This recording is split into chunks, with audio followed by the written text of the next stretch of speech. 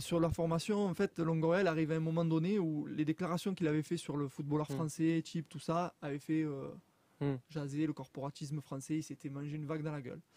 Lui, ce qu'il a fait, c'est qu'il s'est dit, bah écoute, je vais mettre beaucoup de mecs FFF au centre de formation l'année dernière pour, entre guillemets, faire un pas vers vous. Tu vois, en mode, non, le football français... Jean-Claude Gentini notamment. Gentini, Denis Moutier, qui viennent tous les deux de la 3F, qui ont été à la tête de certaines sélections de jeunes. Donc c'était un pas vers le corporatisme français pour dire je suis pas si loin que vous. Bon, il se trouve que ça a été un gros flop cette saison, tout ça. Gentini, en plus, je pense qu'il s'attendait à prendre la succession de Larguet. Il a appris récemment que ça serait pas lui, donc il est parti. Donc là, ouais, on va se tourner vers de l'étranger, probablement. Moi, j'attends de voir, je suis curieux.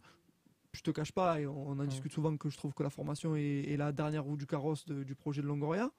Malheureusement, c'est ce qui m'anime, puisque c'est ce que je fais tous les week-ends, regarder les jeunes à Marseille, et je trouve qu'il y a un gâchis là-dessus. Mais bon, après c'est particulier, c'est compliqué à Marseille. Je suis curieux de voir. Voilà. Donc ta théorie de mecs peu connus qui viennent de l'extérieur, probablement des hispanophones. À voir, écoute, moi je vais les accueillir comme j'ai accueilli les mecs de la 3F, c'est-à-dire je vais leur dire, les gars, au boulot, il y a beaucoup de matière ici. Beaucoup de matière ici. Faites ce que vous pouvez faire avec.